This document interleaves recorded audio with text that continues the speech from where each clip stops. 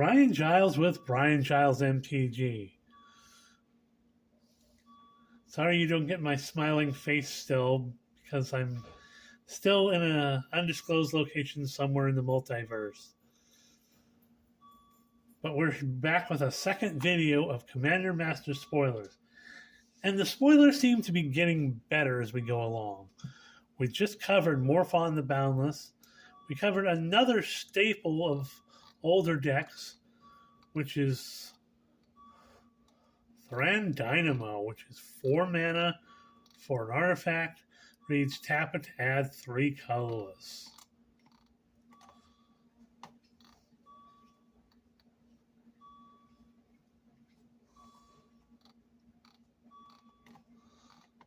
So that's a good addition. Next up, we have Fiery Confluence. 2 red and 2 for a sorcery that reads, choose 3. You may choose the same mode more than once. It deals 1 damage to each creature, or it deals 2 damage to each opponent, or destroy target artifact.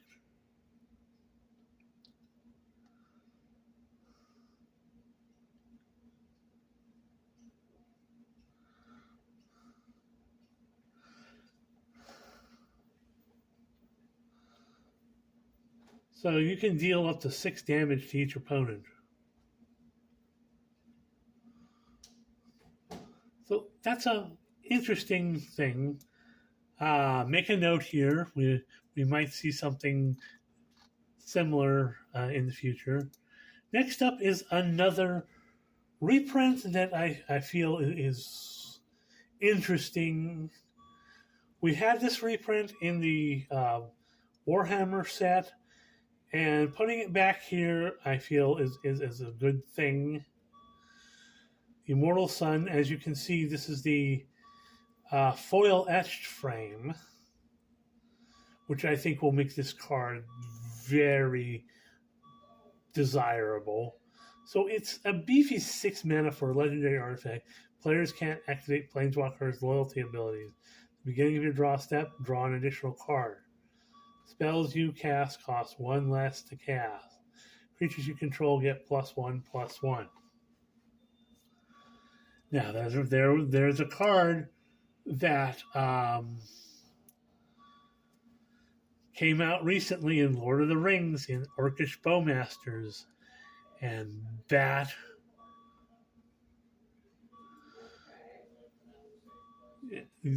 could be, it can. Well, this would pair well with Sheoldred. Yes, I think I need about a gallon of water now. You got some in the middle? Excuse me. Chromatic Lantern, yet another seeming staple of mini commander decks. So 3 mana for an artifact, lands you control, have tap to add 1 mana of any color, and tap it to add 1 mana of any color. Heartless Hidetsugu. I think this is a good reprint for this set. It's 2 red and 3 for a 4/3 legendary Ogre Shaman. Tap it, hit it. Heartless Hidetsugu deals damage to each player equal to half that player life total, rounded down.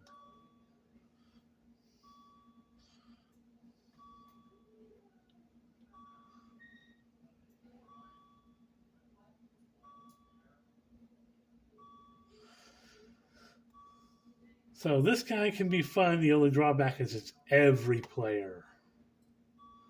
So you got to take damage too. So yeah, it does have a bit of a drawback, but he can be fun to use.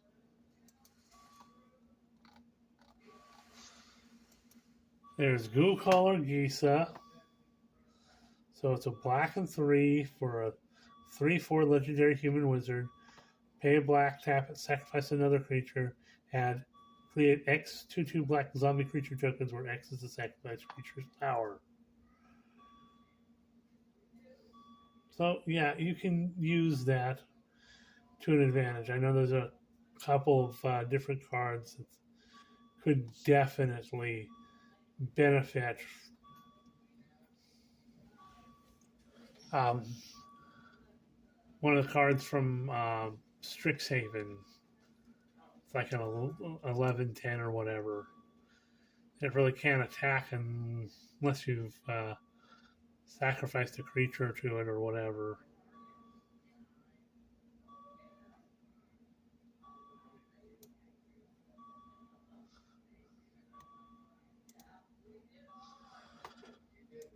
Next up, we have Kindred Dominance, which is a 2 black and 5 sorcery that reads: choose a creature type, destroy all creatures that aren't of the chosen type.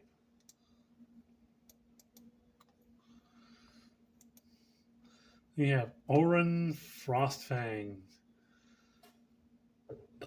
2 green and 3 for a snow creature snake.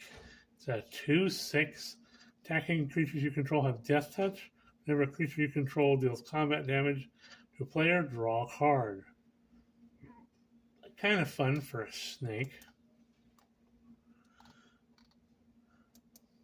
This is Experiment Crage, which is 2 green, 2 blue, and 2 for a 4/6 legendary ooze mutant.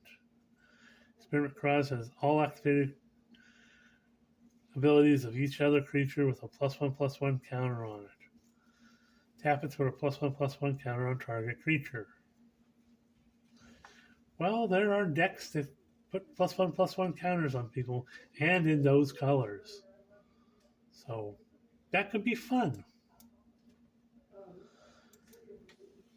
Now, here is another card that people have been trying to get because it's part of one of the most valuable commander decks in Nekusar the Mindraiser.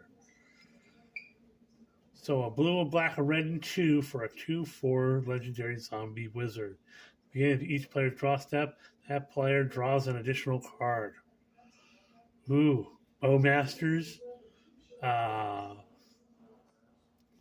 Sheoldred.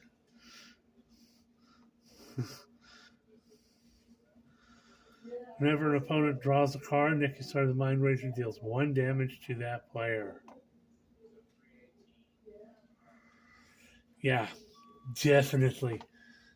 This guy can have all sorts of fun in decks.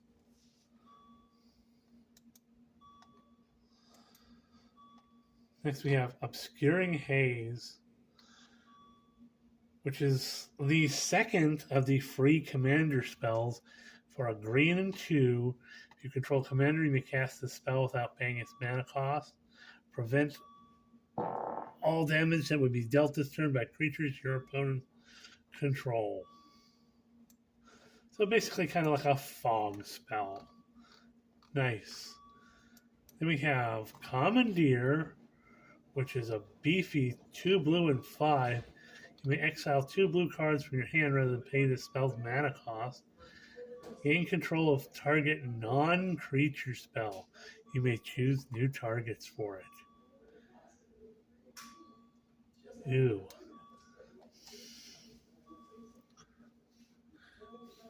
Oh, I'm...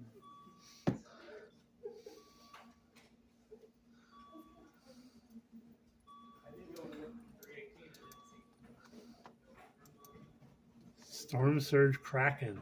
An actual nice Kraken. Well, I won't say nice, but a decent Kraken. For 2 blue and 3, you get a 5/5 Kraken with Hexproof and Lieutenant. As long as you control your commander, Storm Surge Kraken gets +2/+2. Whenever Storm Surge Kraken becomes blocked, you draw 2 cards. That's not bad at all. Most Krakens are kind of pricey and useless. If you have your commander out, this thing is a 7/7, and when it becomes blocked, you draw 2 cards. Wouldn't say no to that. Next up is another reprinted. Has me hopeful about this set. And this is the full art Chinese version, or Japanese version. The Finale of Devastation. For 2 green and X, you have a sorcery that reads, search your library and or graveyard for a creature card with mana value X or less. Put it onto the battlefield. When you search your library this way, shuffle. If X is 10 or more, creatures you control get +X/+X and haste until end of turn. So yeah. Then we have Ghalta Primal Hunger, which is a way over beefy 2 green and 10 for a 12/12 legendary ancient dinosaur.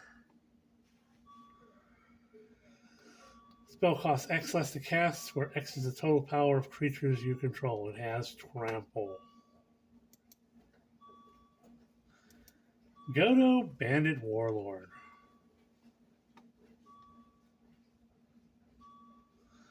So a beefy red and 5 for a legendary human barbarian.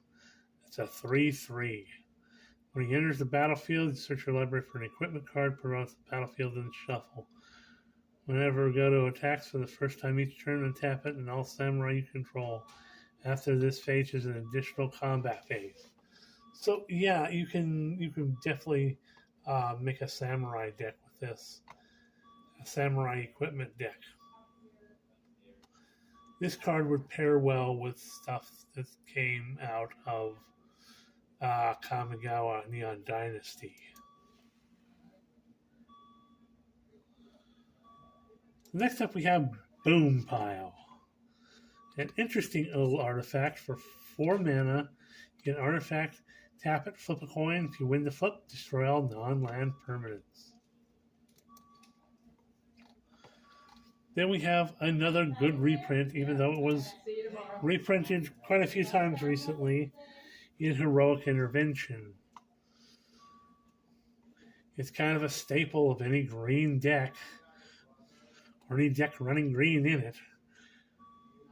For a green and 1, you have an instant that reads, permanent you control gain hexproof and indestructible till end of turn. We have Drakuseth Maw Flame. 3 red and 4 for a 7/7 dragon with legendary dragon with flying. Whenever Drakuseth Maw Flames attacks, it deals 4 damage to any target, 3 damage to each of up to 2 other targets.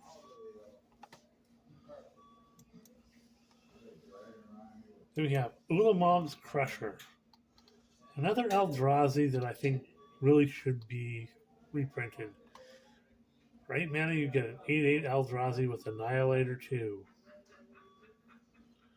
Ulamog's Crusher attacks each combat if able.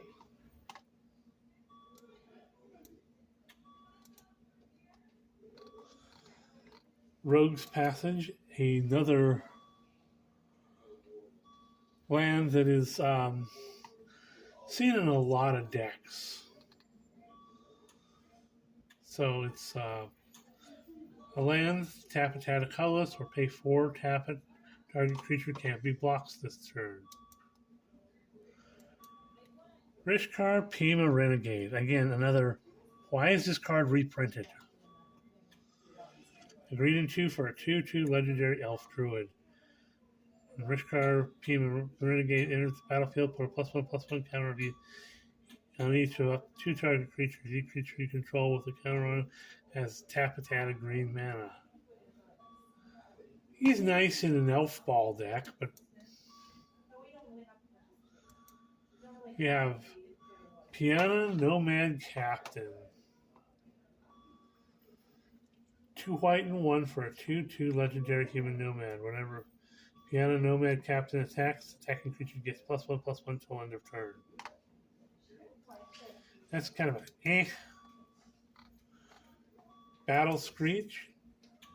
2 white and 2 for a sorcerer that has create 2 1/1 white bird creature tokens with flying. Flashback, tap 3 untapped white creatures you control.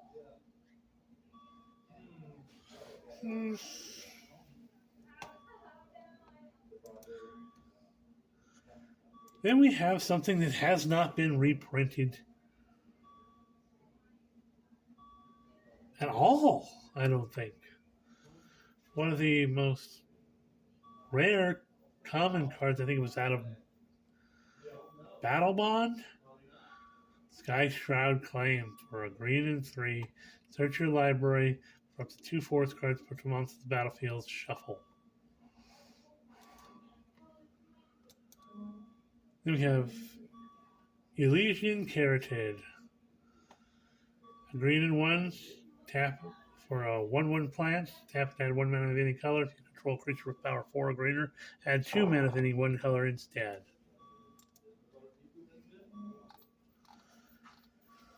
We have Cartographer's Hawk, a white and 1 for a 2/1 bird with flying. Cartographer's Hawk deals combat damage to a player who controls more lands than you, return it to its owner's hand. If you do, search your library for plains cards, put it on the battlefield, tapped, and shuffle. We have Kurtar's Wrath, which is 2 white and 4 for a sorcery that reads